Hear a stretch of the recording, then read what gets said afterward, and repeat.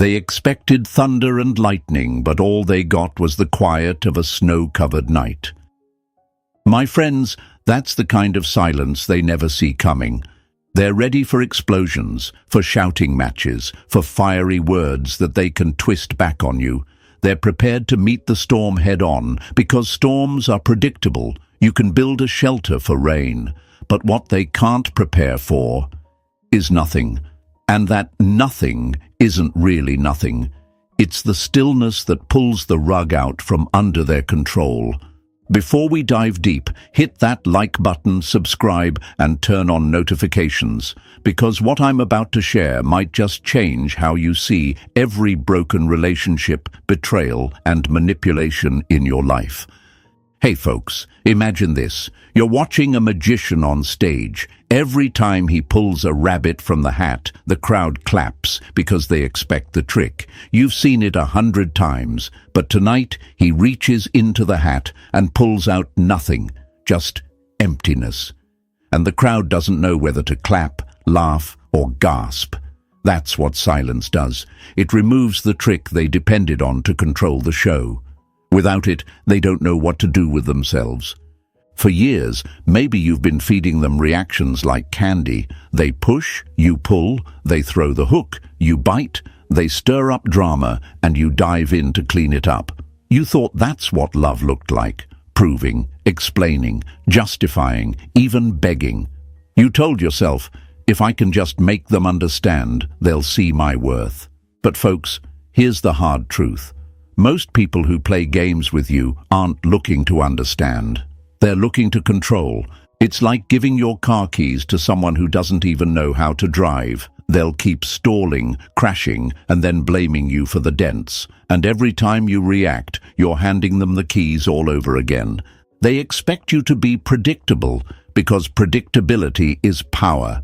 It's like knowing a chess player's every move before they make it. Easy win.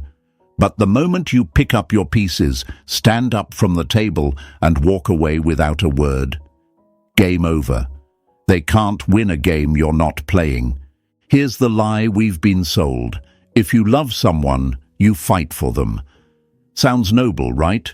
But fighting for someone who keeps stabbing you in the back isn't love, it's self-abandonment. You don't prove your worth by staying in the ring with someone who's only there to watch you bleed. Sometimes the bravest thing you can do is step out of the ring entirely, towel in hand, head held high. Your silence becomes a wall, my friends. Not a wall of anger, but of dignity. A wall that says access denied. And the best part? You don't have to slam the door or make a scene. You just quietly close it and lock it from the inside. And suddenly, the person who thought they could waltz in and out of your life finds themselves staring at a door that won't budge. Mark my words. People don't fear losing you. They fear losing the version of you that kept coming back. And when that version dies, when you stop explaining, stop chasing, stop giving them the fuel for their fire, they're left with cold, unlit ashes.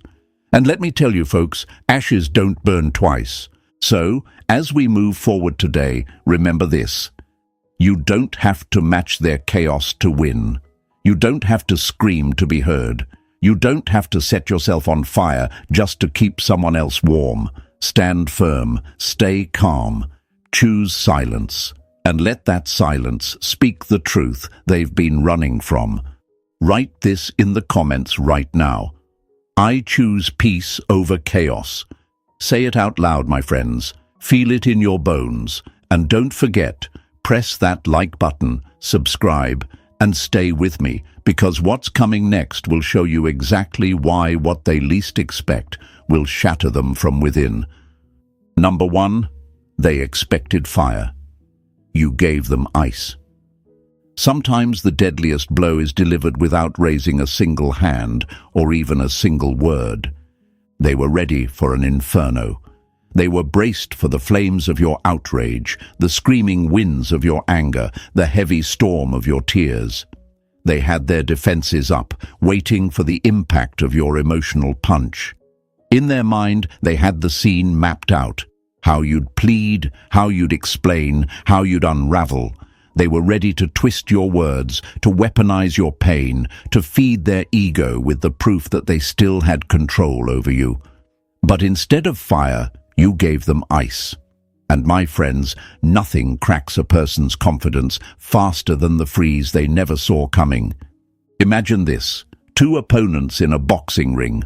One is bouncing on their feet, fists up, ready to throw punches.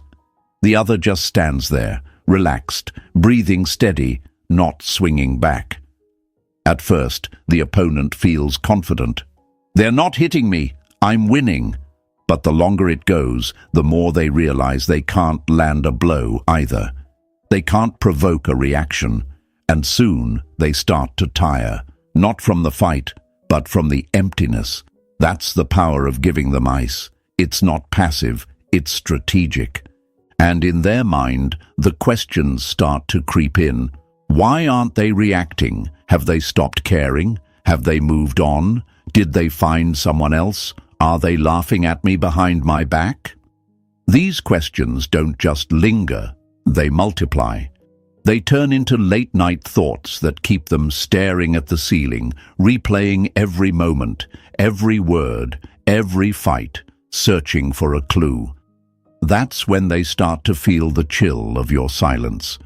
Because ice doesn't just sit there, it seeps in, layer by layer, until it's under their skin. We've been told the lie that reaction is power, that the louder we are, the more we prove our strength. But here's the truth: real power is control over yourself. The louder they push, the quieter you can become, and the quieter you become, the louder their own thoughts echo back at them. People expect chaos because chaos is predictable. It gives them a script to follow. You shout, they shout back. You explain, they dismiss. You cry, they tell themselves they've won. But when you give them ice, you rip the script out of their hands. And without the script, they don't know what role to play anymore. Now, let's be real. Choosing ice over fire is not easy. Every part of you will want to react. You'll want to prove your side, to defend your name, to demand the respect you deserve.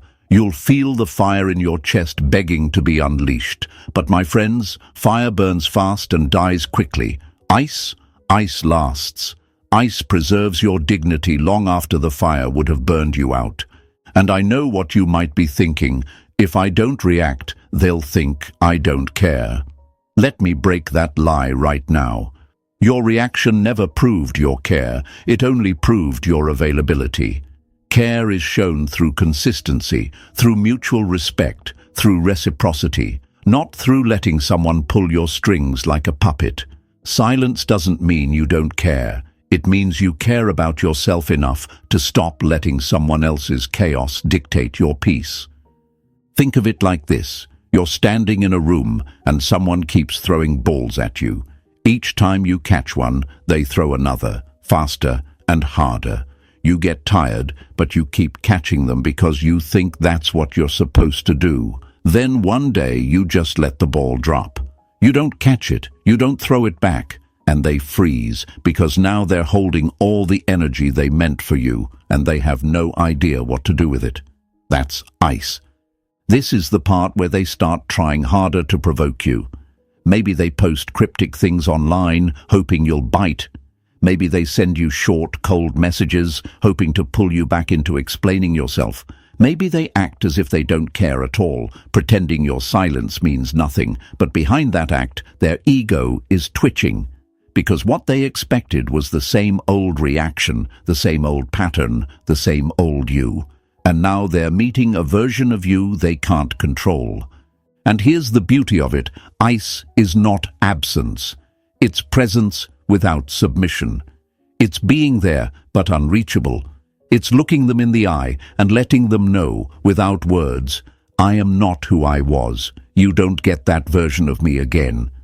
And that, my friends, is what breaks them from within. Because you didn't just change your behavior, you changed the game. This is where you rise above the fear. Fear says, if I don't react, I'll lose them.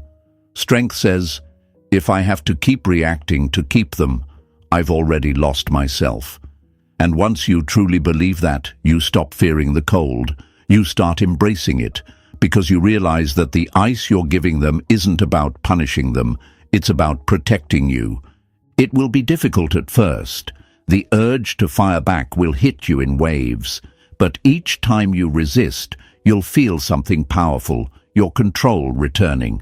You'll start to notice that their words no longer hit as hard, that their games no longer drain you. You'll stop playing their game, and you'll start living your life on your terms. And remember, the ones who underestimated you will always say, "You've changed." Wear that as a badge of honor. Yes, you've changed. You've grown. You've learned. You've stopped setting yourself on fire to keep someone else warm. You've decided that your peace is worth more than their approval. So write this in the comments right now. I choose control over chaos. Say it out loud. Show yourself. Show the world around you. Because the moment you choose ice over fire, you become untouchable. And when you're untouchable, you're no longer playing defense. You're living in victory. Stay with me, because next, we're going to talk about what happens when the script disappears completely, and why that's the moment their control starts to crumble. Number 2, when the script disappears, control collapses. Take away the words from an actor, and the stage becomes a prison. My friends, manipulators are not as clever as they think. They're just rehearsed. They survive on a script, a predictable back and forth. They know what to say to get under your skin, which buttons to push to make you explain yourself, what silences to leave just long enough to pull you into chasing. They've run this play so many times they could do it in their sleep. And the truth is, as long as you stick to your old role, they get to keep being the star of the show. But something powerful happens when you break character. When you stop reciting the lines they've been feeding you, when you stop giving them the cues they depend on, it's like yanking the curtain up in the middle of the performance and revealing that the grand stage was just some dusty little backroom. Without the script, they're lost. They don't know when to speak, how to respond, or even what game they're playing anymore. Imagine a chess player who has studied you for years. They know you'll move your pawn first, your knight second, your rook third. They've planned 10 moves ahead. They're smug because they believe they've already won before the game even begins. But then, you just get up, pack your pieces, and walk away. You don't slam the board. You don't make a speech. You just end the game. What do they do now? That smugness? Gone. That control? Gone. And that's when they start to panic. Because here's what people like that don't want you to know. Their power was never real. It was borrowed. Borrowed from your reactions. Borrowed from your emotions. Borrowed from the energy you kept pouring into defending yourself. The moment you stop providing that energy, they're left with nothing but themselves. And my friends, that's the part they can't stand. You see, in their head, you're supposed to chase when they pull away. You're supposed to call when they go silent. You're supposed to explain yourself when they throw out accusations. This is the script. They act, you react, they lead, you follow, and every time you play your part, they feel secure. They think, I've still got them. I still matter more than their peace. But when the script disappears, their mind starts doing dangerous things. To them, not to you. They start asking questions they don't want answers to. Why aren't they replying? Did they block me emotionally? Did they find someone else? Did they stop caring? And those questions start eating at them because for the first time, they don't have control over the storyline. Here's the lie most of us grew up believing. If I don't explain myself, they'll get the wrong idea about me. Folks, let me tell you something. If someone wants the wrong idea, no amount of explaining will change it. Your words can't fix a heart that's committed to misunderstanding you. All explaining does is feed their control, because now they can twist your explanations, poke holes in your logic, make you doubt yourself. And here's where it gets interesting. They might try to create a new script when the old one stops working. They'll try random texts. Hey, stranger. A memory from years ago. A joke they think will make you drop your guard. Maybe a sudden burst of fake vulnerability. I've been thinking about you. But it's not because they've changed. It's because they're scrambling. Think of it like a fisherman who used the same bait for years, and suddenly the fish aren't biting. They'll try everything in the tackle box, not out of love for the fish, but out of hunger for control. The hardest part for you? Not biting.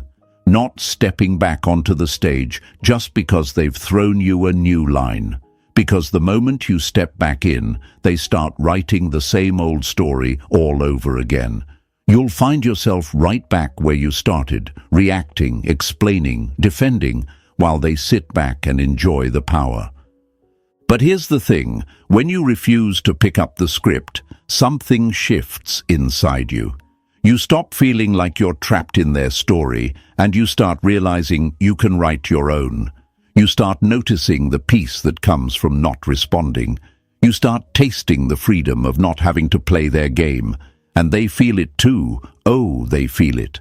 That loss of grip on you, it gnaws at them. It keeps them scrolling your page, rereading old conversations, digging for any sign that the old you is still in there. It's like taking away an addict's supply. They'll go through withdrawals. First, denial, pretending your silence doesn't matter. Then, frustration, trying to provoke you. Then, desperation, trying anything to pull you back in. And finally, acceptance, but not the kind that brings them peace. Acceptance that the game is over and they lost control without even getting to have the last word. And yes, my friends, this is hard for you too, because silence is not just something you give them, it's something you give yourself. You have to sit with the discomfort of not defending your name, of not proving your worth, of letting them think whatever they want. That's the training ground. That's where you build the strength to live without their validation. Think of it like training for a marathon. At first, your lungs burn, your legs feel heavy, every part of you wants to stop. But the longer you keep going, the stronger you get, the easier it is to breathe. Silence works the same way. At first it's uncomfortable, but with time it becomes your natural state, steady, calm, untouchable. And here's a little secret, they'll respect you for it, even if they never say it. People may not admit it, but they can feel the difference between someone who's quiet out of weakness and someone who's quiet out of strength. Weak silence is heavy with resentment and longing. Strong silence is light, calm, and absolute. When you give them strong silence, you're not playing dead. You're choosing life. You're not ignoring them. You're prioritizing yourself. You're not punishing them. You're protecting your peace. And in doing so, you're showing the world and yourself that you will no longer live according to someone else's lines. So write this in the comments right now. I am the author now. Let it be a reminder that the script belongs to you, and you decide who gets a part in it. Show them, show yourself, show the world around you that you will no longer be a character in someone else's drama. You will be the writer of your own piece. Stay with me, because next we're going to talk about what happens when silence turns into a mirror, and how that mirror can be the most brutal truth they'll ever face. Number 3, the mirror effect of your silence. Silence is not the absence of sound, it's the presence of truth with nowhere to hide. My friends, when you go quiet, you're not just shutting down the noise, you're building a mirror. And this mirror doesn't reflect your face, it reflects theirs. It shows them their own actions, their own choices, their own patterns, stripped bare, no filters, no excuses, no distractions. It's the kind of mirror most people spend their entire lives avoiding because deep down they already know they won't like what they see. Imagine this. You walk into a room with perfect lighting, the kind of lighting that doesn't just show your best angles, but reveals everything, every mark, every blemish, every little imperfection that you might have ignored in the dim light before. That's what your silence does. It throws open the blinds on their soul. And for someone who's used to keeping their flaws in the shadows, that kind of light feels unbearable. You see, when you used to respond, when you chased, when you explained, when you argued, you gave them something priceless: distraction. Your words became a shield they could hide behind. If you got angry, they could focus on your tone instead of their actions. If you got emotional, they could twist the story to make you look unstable. If you kept talking, they never had to sit with themselves in the quiet. But now there's nothing between them and their reflection. And here's the brutal truth. Most people don't want to face themselves. They want to keep pointing the camera outward, never inward. They want to keep the spotlight on your reaction so they don't have to deal with their own behavior. But when you take away the show, when you leave them alone on that empty stage, the only thing left for them to look at is themselves. And that's when the cracks start to show. The questions begin to swirl in their mind. Was I too harsh? Did I push them too far? Did I underestimate their worth? Why aren't they coming back this time? These thoughts aren't fueled by love. They're fueled by the discomfort of self-examination. Because the truth your silence delivers is this: I see you, and I no longer want to play this game. The lie they've been living under is that they could keep behaving the same way without consequence, that you'd always be there, no matter what, that your forgiveness had no expiration date, and your silence breaks that lie wide open. It's not a punishment, it's a revelation. You're showing them, without words, that actions have outcomes, and that losing you is one of them. Think of it like a pond. When you're in it, splashing, moving, throwing pebbles, the surface ripples. They can't see their reflection clearly, but when you step out and let the water settle, suddenly the surface becomes still, and there it is, every truth they didn't want to face, staring right back at them. They can look away, they can walk away, but they can't unsee it. And here's where it gets even deeper. This mirror effect doesn't just show them who they are, it shows them who they are without you. The absence of your voice, your energy, your constant presence. It all hits at once. They realize the way they felt in control wasn't because they were strong, but because you kept holding them up. And now that you're gone, their legs feel weak. But let's not sugarcoat it. Being the mirror isn't easy, because silence requires discipline. It means resisting the urge to jump in and help them understand. It means letting them feel the discomfort without rescuing them from it. It means letting them think whatever they need to think while you stay rooted in your truth. And sometimes they'll hate the mirror. They'll try to smash it. They might accuse you of being cold, heartless, or selfish. They might try to provoke you into speaking, into giving them a reason to turn the spotlight back on you. But my friends, that's just their fear talking. Fear of the truth they see in their own reflection. Fear that maybe they're not the person they thought they were. You've heard the saying, the truth will set you free. But here's the part they leave out. It will make you deeply uncomfortable first. And in the silence you've chosen, that's exactly what's happening to them. They are confronting truths they've avoided for years. And the more they try to dodge them, the heavier those truths become. Here's what you need to remember. The mirror is not about revenge. It's about clarity. It's about no longer covering up what needs to be seen. You're not making them look. You're simply not stepping in to block their view anymore. That's not cruelty. That's honesty. Think about it like holding up a photograph. You don't have to say a single word about it. You don't have to explain what's in it. You just hold it there and let the image speak for itself. Your silence works the same way. It says, here is reality, look at it or don't, but it's not my job to hide it from you. And while they're standing there, staring into that reflection, you're doing something even more important. You're looking into your own mirror too. You're asking yourself the questions they never did. Why did I allow this for so long? What did I believe about myself that made me stay? What am I capable of when I'm no longer tied to their chaos? That's the beautiful part. They're wrestling with guilt, but you're rising in self-awareness. And in time, they may try to step back into your life, not because they've truly changed, but because they want to escape the reflection. They'll want the comfort of the old script, the safety of the old pattern. But you'll see it for what it is, an attempt to turn the mirror away, and you'll know that's not your responsibility anymore. So, my friends, write this in the comments right now. I am their mirror.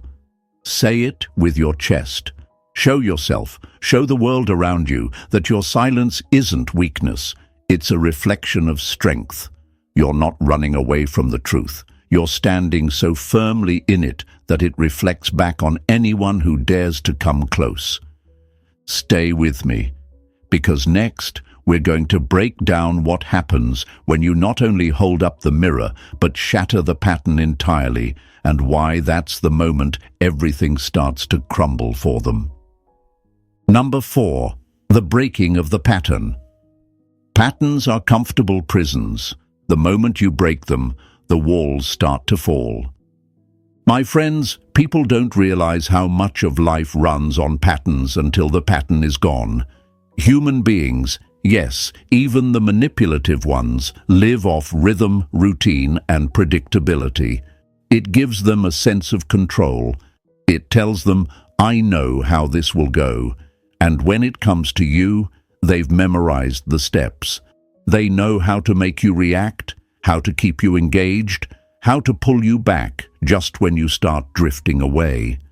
The cycle is their safety net. But here's what shakes them to the core. It's not you yelling. It's not you leaving for a day and then coming back. It's not you setting a boundary you later take down. No, what rattles them is when you stop playing the game altogether.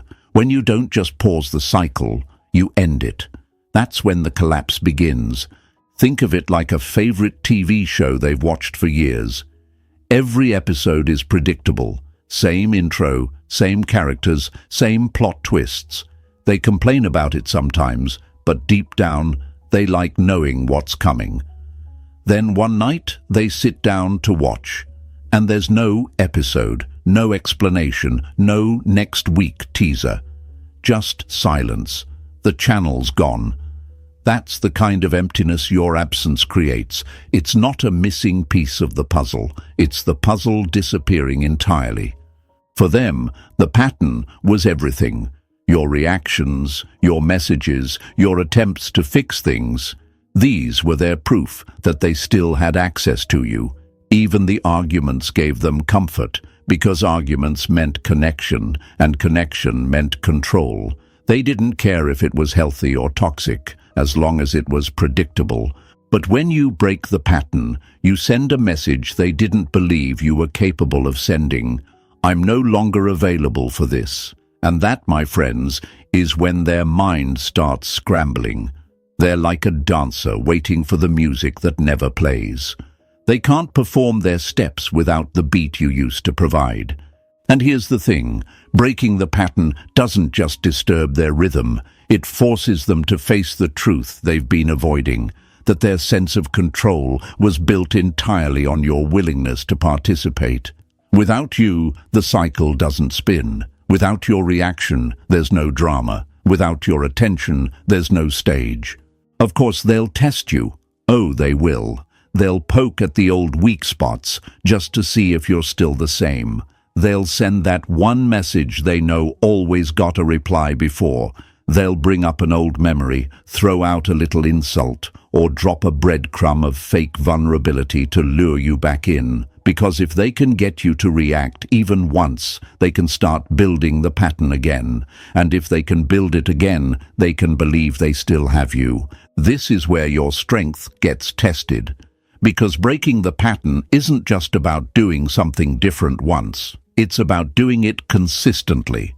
It's about making silence your default when chaos knocks at the door. It's about refusing to fall for bait, no matter how tempting it is to defend yourself or just check in one last time. It's like teaching a dog a trick. The more you reward a certain behavior, the more they repeat it. But stop rewarding it, and eventually the behavior dies out. With people, it's the same. Stop reacting, stop feeding the cycle, and eventually the behavior has nowhere to go. But here's the warning. They'll push harder before they give up. They'll escalate, trying bigger and louder tricks to get your attention. And when those tricks don't work, that's when the real frustration sets in. This frustration isn't just about missing you. It's about losing the comfort of the known. The human brain loves patterns because they require less energy. You don't have to think, you just act. And with you, they had a pattern so well rehearsed they could run it in their sleep. Now, you've ripped the floor out from under them, and they're left standing in the unknown. And the unknown, my friends, is terrifying. Not because it's dangerous, but because it forces change. When someone can't rely on the old ways to get what they want, they have two choices: evolve or collapse. But here's the truth. Most people don't evolve without first going through the collapse. And your job is not to catch them when they fall. Let's break a lie here. The lie says, if I break the pattern, I'll lose them forever. The truth? If the only thing keeping someone in your life is a pattern that drains you, you never had them in the first place. You just had their attachment to the game. Losing that isn't a loss, it's a release. Breaking the pattern is like walking away from a carnival ride you've been stuck on for years. At first, you're dizzy, you're disoriented, you don't know what to do with yourself without the constant spinning. But slowly you start to notice the ground feels steady under your feet. You can walk in a straight line again. You can see the horizon instead of the same blurry view over and over. And that's when you realize you should have gotten off this ride a long time ago. Of course, for them, the ride is everything. Without it, they don't know who they are in relation to you. They can't measure their importance anymore. And that's the part that shatters them, not just losing you, but losing the role they had in your life. When you break the pattern, you're not just ending a habit. You're reclaiming your identity. You're saying, I am not just a reaction machine to your actions. I have my own story, my own rhythm, my own peace. And here's the powerful part. Once you taste that peace, you'll never want to go back to the noise. So, my friends, write this in the comments right now. I break the pattern. Say it like you mean it. Let it be a declaration that the cycle ends with you. Show yourself, show the world around you, that you will no longer dance to music you didn't choose. Stay with me, because next we're going to talk about what happens when absence itself becomes heavier than presence, and how time can turn silence into the loudest thing they've ever heard. Number 5. Absence that grows heavier with time. At first, your absence is a whisper, but give it time, and it becomes a roar they can't escape. My friends, when you first pull away, they don't feel the full weight of it. In those early days, they might even convince themselves it doesn't matter. They tell themselves they'll be back. They always come back. They scroll, they laugh, they fill their days with noise, thinking they've dodged any real consequence. But absence is not a moment, it's a seed. And the longer it's left alone, the deeper it grows, until one day, it's not just in the background, it's everywhere. Think of it like a room that used to be filled with music. Every day there was a song playing, your voice, your laughter, your energy. Then, one day, the music stops.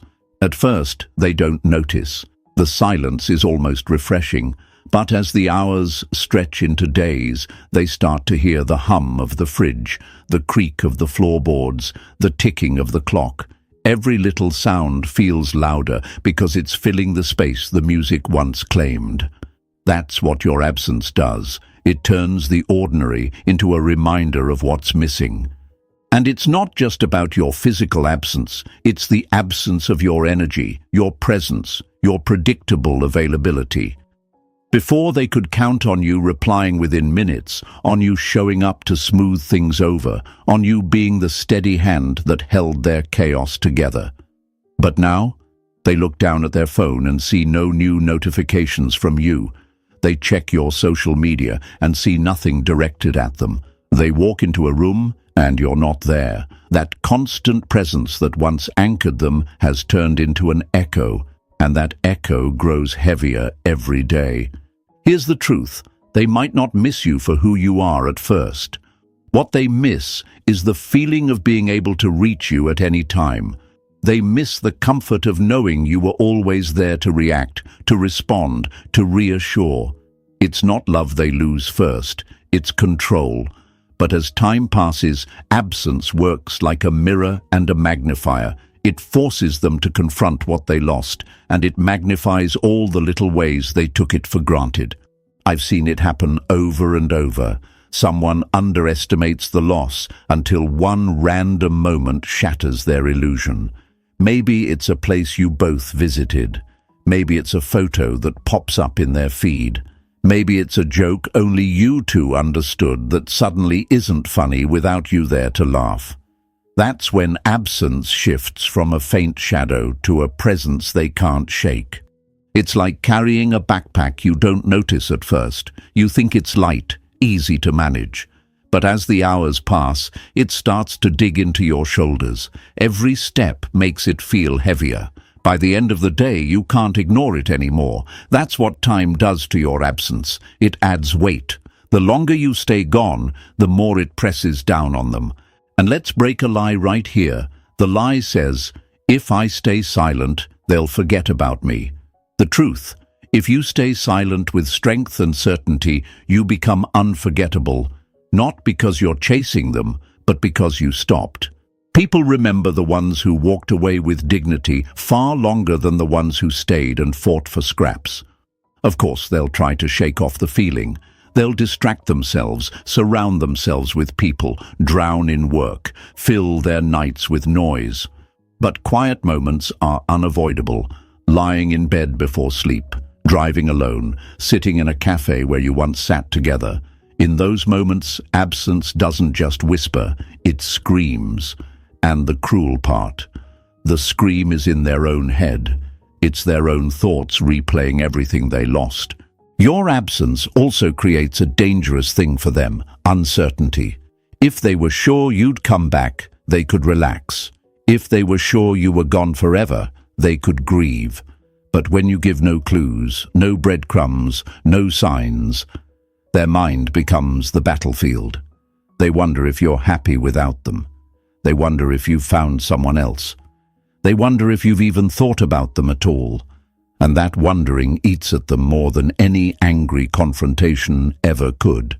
Think of it like a movie that cuts to black mid-scene. No ending, no resolution, no explanation. The audience sits there, waiting for the credits, but nothing comes. They can't stop thinking about what happened next, because the story never finished. That's the power of absence. You leave them with an unfinished script. And my friends, this is where you need to be strong. Because the longer you hold your ground, the more they'll test the waters. A casual text, a random emoji, a "Hey, remember this?" message. These aren't innocent. They're fishing lines meant to see if you'll break the silence. But every time you don't respond, every time you keep living your life without reacting, the weight grows heavier for them. Over time, your absence changes shape. It's no longer just a lack of you, it becomes a symbol of boundaries, a symbol of self-respect, a symbol of a version of you they no longer have access to. And that's when regret sets in. Not the casual, "oh, I miss them" kind of regret. The deep, bone-level regret of realizing they had something rare and they let it slip away. Here's the thing. They may never tell you this. Pride is a stubborn thing. They might never say, "I wish I'd treated you better." But you'll see it in their actions, or their attempts at action. The way they linger around your social media without saying a word. The way they show up in places you might be. The way mutual friends mention your name just a little too often in conversation. These are signs that absence has done its work. But you can't create this effect if you break too soon. If you rush back into the old pattern at the first sign of discomfort, you erase all the weight your absence was building. This is where your discipline matters most, because absence is a slow burn. It doesn't explode, it erodes. It wears down their walls over time until they can no longer pretend your presence wasn't valuable. So, my friends, write this in the comments right now. My absence has power. Let it be a reminder that walking away is not weakness, it's a strategy. You are not vanishing to punish. You are disappearing to protect. And the longer you hold your ground, the more undeniable your value becomes in their mind. Stay with me. Because next, we're going to dive into what happens when that growing weight starts pressing directly on their ego, and why that silent unraveling is the most dangerous collapse of all. Number 6. The ego's silent unraveling. The ego can survive rejection, but it cannot survive the silence that makes it question itself. My friends, here's where the real storm begins, not in the noise you make when you leave, but in the quiet you leave behind. You see, the ego has a special kind of armor. It's built to take hits and spin them into survival stories. If you reject someone outright, they'll tell themselves you were wrong, you didn't understand them, you were replaceable. It stings, but they can reframe it and keep walking. But when you reject them with silence, when you give them no reason, no closure, no reaction, that armor starts to crack. Because the ego hates unanswered questions more than it hates being wrong. At first, they tell themselves they're fine. They'll be back. They always come back. They puff their chest out, convince themselves you're playing a game, that you're just trying to get their attention. But as the days pass and nothing changes, those cracks start to widen. They start asking the questions they swore they'd never entertain. Why didn't I matter enough to get a goodbye? Did I lose control? Are they really done with me? This is where the silence flips from something they ignore to something they can't escape. It follows them into the shower. It sits with them while they eat. It's the quiet they hear in the car, the pause in their conversations, the gap in their notifications. And because the ego thrives on predictability, your refusal to give them any pattern becomes a direct attack on its survival. Picture it like a locked door. For years, that door was always open to them. They could come and go as they pleased, sometimes respectfully, sometimes recklessly, but always certain they could get back in. Now, one day, without warning, the door is closed. No explanation, no sign, no key. They jiggle the handle. Nothing. They knock. Nothing. They press their ear to the door, hoping to hear movement. Still nothing. At first, they think you're just inside ignoring them. But the longer it stays locked, the more terrifying the thought becomes. What if they've moved out? What if I no longer have access at all? The ego doesn't just fear losing you, it fears losing the version of you that was always accessible, the one who replied instantly, the one who cared enough to explain, the one who fought for the connection even when they didn't. That version fed their sense of importance. And when you take it away, they start to feel a void they can't fill with anyone else, because no one else will play the role exactly like you did. And here's the truth. They may try to hide it. They may post as if they're living their best life, laugh louder in public, talk about new connections or new adventures. But pride and ego are excellent actors, and behind the performance, they're rehearsing ways to get you to react. They'll test you with subtle moves, a random emoji, a hey with no context, a question they know you can answer easily. None of this is because they've changed. It's because their ego needs proof it still matters to you.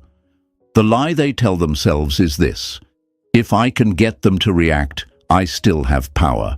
And the truth you're showing them is, your power was borrowed. It's gone now. The more they fail to get a reaction, the more their ego starts to spiral, and spiraling ego is a dangerous thing for them. It feeds on what-ifs, on assumptions, on paranoia. What if they've moved on? What if they're happier without me? What if they never cared as much as I thought? These questions are the termites that start eating through the foundation of their self-image, and here's where your strength matters most. Because breaking their ego's grip isn't about humiliating them. It's about showing yourself you don't need to feed it anymore. The old you would have rushed in to reassure them, to calm their fears, to make sure they didn't think you were cold or heartless. But the new you understands that their comfort is not your responsibility, that your job is not to soften the consequences of their actions. That silence is not cruelty, it's clarity. Think of it like this: you're a lighthouse. Before, you'd shine your light in all directions, guiding them safely back no matter how recklessly they sailed away. But now you've turned the light inwards, illuminating your own path, your own harbor. They can still see you in the distance, but the beam no longer points their way. And that shift makes the ego restless, because the lighthouse that once served them is now serving itself. The longer this goes on, the more they realize something they never expected. You are capable of existing without them, and not just existing, thriving. That realization is the ego's worst nightmare, because it forces them to admit that they weren't as essential to your life as they believed. But let me tell you, this isn't easy for you either. Because while their ego is unraveling, you're battling old habits, the urge to prove yourself right, the urge to defend your name, the urge to say, just so you know, I didn't leave because I didn't care, I left because I cared too much. But that's the trap. That's you giving the ego a thread to cling to, a reason to believe it still matters more than your peace. So you hold the line, you let the silence do its work. You understand that the collapse of someone's ego is not your emergency to respond to, and in doing so, you build your own strength in ways you didn't know were possible. You see yourself surviving without their validation. You feel yourself growing in the space where you used to pour all your energy into keeping them comfortable. Eventually, the unraveling reaches a point where they have to face the truth. Their influence over you is gone. They can no longer pull you into old arguments. They can no longer make you question your worth. They can no longer count on you to rebuild the bridge every time they burn it. And that, my friends, is where your transformation becomes undeniable. Because here's the final twist: the ego's unraveling often turns into respect. They may not say it, they may never admit it, but deep down, they'll know they lost someone they could never replace. They'll know they underestimated you, and they'll know that your silence was not weakness. It was the moment you took your power back. So write this in the comments right now. My silence holds power. Let it be a promise to yourself that you will no longer let anyone's ego dictate your actions. Show them, show yourself, show the world around you that you are not here to feed egos. You are here to protect your peace. Stay with me, because next we're going to step into the most unshakable stage of all, when your calm stops being a strategy and becomes your permanent identity. Number 7. Calm as the final transformation. Calm is not the absence of storms. It's the proof you've learned how to stand in the middle of one without moving. My friends, there comes a moment in this journey where your silence changes. At first, it's a tool, a strategy, a conscious decision you have to think about and remind yourself to hold. But with time, with practice, with self-respect, it stops being something you do and becomes something you are. This is the point where your calm is no longer just an act of self-control, it's your identity. In the beginning, you might have stayed silent to send a message, to shake them, to make them feel the absence.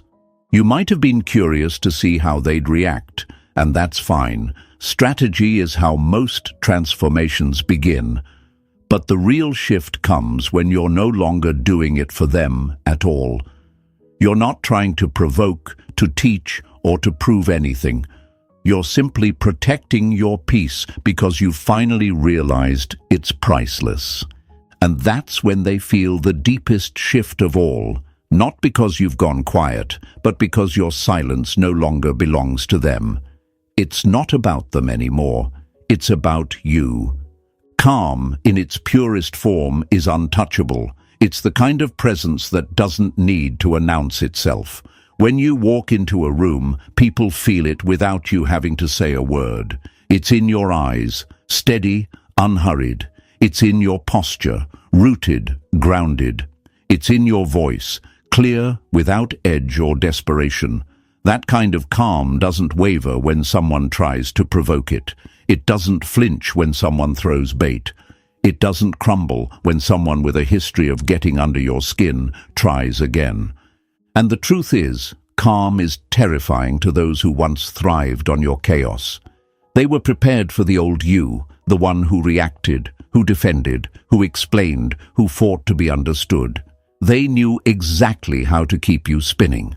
But this new you, the one who doesn't bite, doesn't chase, doesn't even flinch, that's a puzzle they can't solve. It's like they came ready for a storm, raincoat on, umbrella in hand, only to find themselves standing in a still, clear day. There's nothing to shield against, nothing to fight. And in that stillness, they realize they've lost the one advantage they always had, the ability to pull you into the storm with them. But here's something most people don't talk about. Getting to this level of calm isn't easy. It's not something you can fake for long, because calm isn't built in the good times. It's forged in the moments when every part of you wants to scream, when your pride is begging to respond, when your heart aches to defend itself. It's born in the discipline of choosing peace over and over until it becomes second nature. And this calm is not emptiness. Don't let anyone tell you that you're cold or detached just because you've stopped performing for their benefit. Calm is structure. It's knowing exactly what deserves your energy and what doesn't. It's choosing your battles and realizing most of them aren't worth your time. It's the understanding that reacting doesn't make you strong, responding with intention does. They might call it indifference. They might call it pride. But you know it's clarity. You know it's the result of every lesson you've had to learn the hard way. You know it's the product of nights you cried alone, moments you were misunderstood, and times you gave your all to people who couldn't see your value. That pain didn't just harden you, it refined you. And now you've reached a place where your peace is non-negotiable. You're not available to everyone anymore, not because you're better than them, but because you finally understand that access to you is a privilege, not a right. That's why your calm disturbs them so much. It's not that you hate them, it's that you're no longer willing to burn yourself down to keep them warm. Think of it like a castle. Before, your gates were always open. Anyone could walk in, leave a mess, take what they wanted, and walk back out. But now, the drawbridge is up. The moat is full. You still let people in, but only those who come with respect, care, and the right intentions. And here's the twist. When you live this way, you don't even have to say no to certain people. Your energy says it for you. And they feel it. Oh, they feel it. They feel it in the way you don't rush to reply anymore, in the way you smile without explaining yourself, in the way you can hear their name without your pulse racing, in the way you carry yourself like someone who doesn't need to be chosen to know their worth. That calm, it's not just presence, it's power. The most beautiful part? This calm isn't fragile. It's not dependent on them leaving you alone or treating you well. It's yours no matter what. They can storm, rage, gossip, or vanish. It doesn't touch you. Because calm isn't about controlling the outside world, it's about mastering your inner one. This is where the transformation completes itself. When you no longer need them to regret losing you. When you no longer check to see if they've noticed your silence. When you no longer care how they interpret your distance, because now the point isn't to be understood, it's to be at peace. And in that moment, you realize something profound. You're not just surviving without them, you're thriving. You're not the same person who once begged for explanations, who stayed to be mistreated, who gave and gave hoping to be seen. You're someone new, someone stronger, someone freer. My friends, if you take nothing else from this journey, take this. Calm is the loudest statement you will ever make. Louder than anger, louder than revenge, louder than any speech you could give. It tells the world, I'm unshakable, I'm unmovable, I know my worth. And the people who can't handle that will naturally fall away, making space for those who can. So write this in the comments right now. My calm is my power. Let the world see it. Let them feel it. Because when you reach this level, you're not playing for their reaction anymore. You're living for your own peace. And if this spoke to you today, if you felt every word in your bones, then hit that like button, subscribe, and share this with someone who needs to hear it. Because this isn't the end of the journey. It's just the beginning of a life where your peace leads, your boundaries stand tall, and your calm shakes the world without you ever having to raise your voice.